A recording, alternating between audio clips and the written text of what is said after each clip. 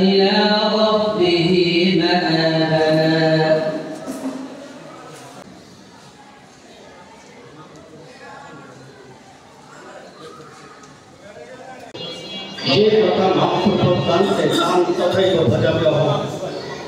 मम बक्तालु बक्ता हे अर्जुन আমাকে যেভাবে ভজনা করে এবং আমার প্রতি প্রপত্তি স্বীকার করে আমি তাকে সাথী ঔষধি পৃথিবীর সকল প্রাণী আমাদের ভাঙা উপজেলার আমরা দেখেছি কি নির্মম আর্তনা কি নির্মম পরিহাস কি আমাদের জার্নি কিন্তু সোজা ছিল না। এই রাজপথে একজন উপদেষ্টা একটা জিনিস, একটা খাদ্য, একটা নাস্তা আনার জন্য তার প্রিয়কে বলেছেন।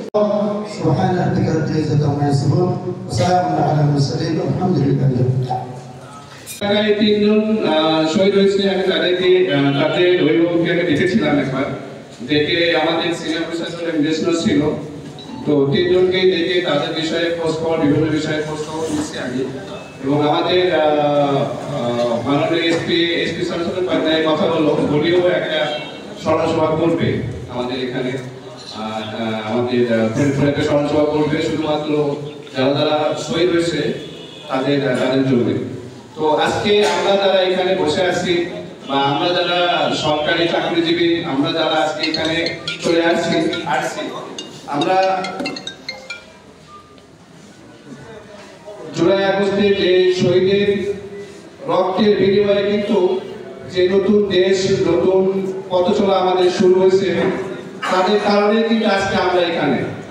তাদের রক্ত যাতে ব্যথা না যায়, এই জন্য আমাদের সকলকে সচেষ্টভাবে কাজ করতে হবে।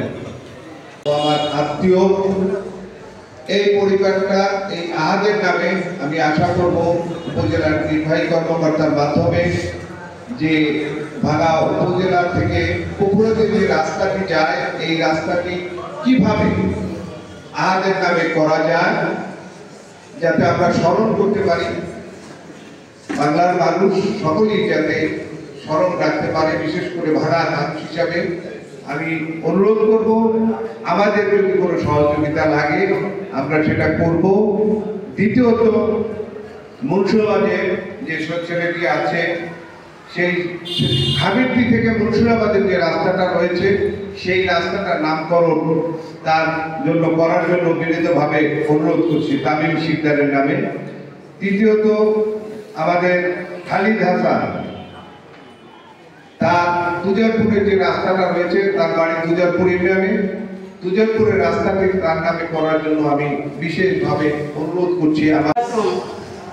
আমার নাম 10 বছরের ছেলে, 3:30 করে বাসায় আসছিল, 3:30টার সময় আমার নাম পানির বোতলটা সরাও ভাই, আচ্ছা আচ্ছা পানির বোতল বনশ্রী 7টা টাউন কিন্তু ওই সময় তুলে রাখছে, সবাই খবর পাইছে, আমরা সেখানে দৌড়ে গেছি।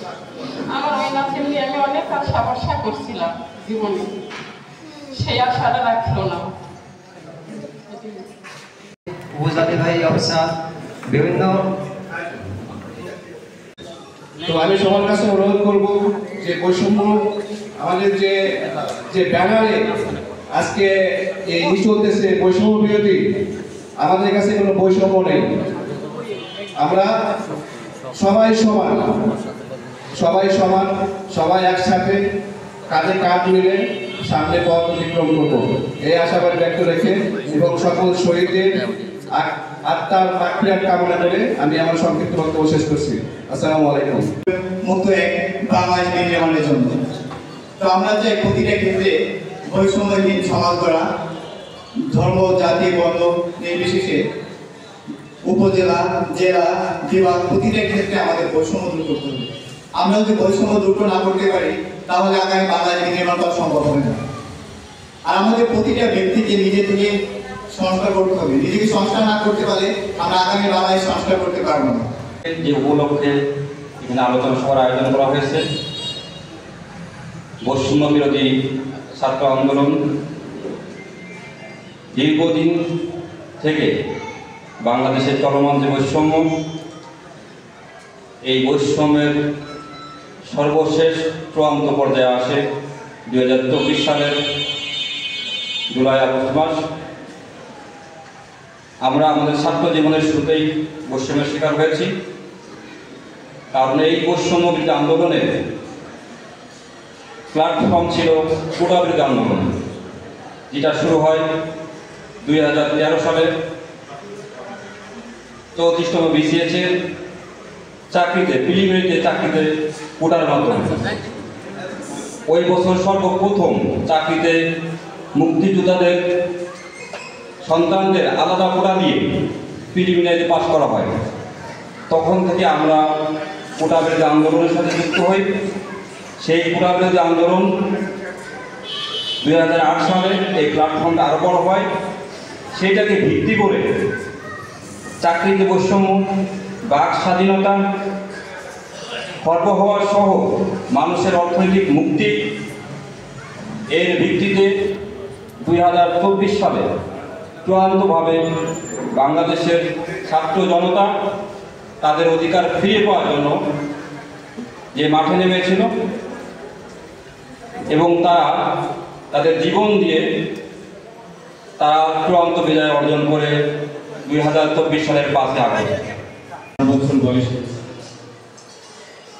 একেবারেই নিষ্পাপ শিশুটি গুলিবিদ্ধ হয়ে মারা যায়। আমি অঙ্গীকার করছি এবং আপনাদের কাছ থেকে আশা ব্যক্ত করছি যে এই জীবন, এই রক্ত যেন বৃথা না যায়। নিষ্পাপ শিশু 4 বছরে যে ঘরে খেলা করতেছিল, কোনো অপরাধ ছিল না। তামিম শিকদার, যার বয়স মাত্র 10 বছর, তারও কোনো অপরাধ ছিল না, বা আমাদের কঠিন রাজনৈতিক কঠিন জীবনযাত্রার সমস্যা মোটেও অপরাধ ছিল, তাকেও জীবন দিয়েছে।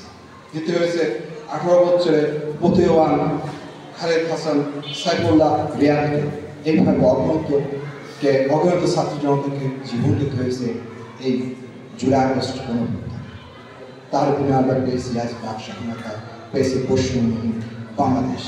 তাদের সাহস যোগাতে পারে, একই সাথে আহতদের উন্নত চিকিৎসা ও পুনর্বাসন নিশ্চিত করার দাবি জানাচ্ছি।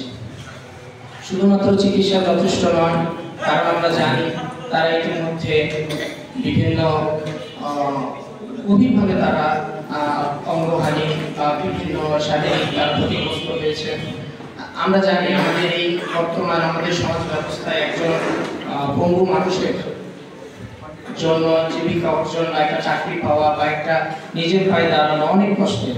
এই জন্য আমাদের সবার প্রতি, কর্তৃপক্ষ সহ সকলের প্রতি দাবি থাকে আমরা যেন তাদেরকে সুন্দরভাবে পুনর্বাসনের জন্য পরিকল্পনা নিতে পারি। আমার বক্তব্য শেষ করছি। খোদা হাফেজ। স্যার একটা কথা বলতেছিল একজন শহীদ পরিবারের উদ্দেশ্যে, যে পরিবারের লোক শহীদ হয়েছে সারাটা জীবন মনে রাখবে ওই পরিবার। আমরা যারা পাশে ছিলাম আমরা হয়তো কিছুটা কষ্ট অনুভব করবো, আফসোস করবো, কিন্তু ওই পরিবারের মধ্যে কিন্তু আমরা সবাই এই কষ্টটা অনুধাবন করতে পারবো না।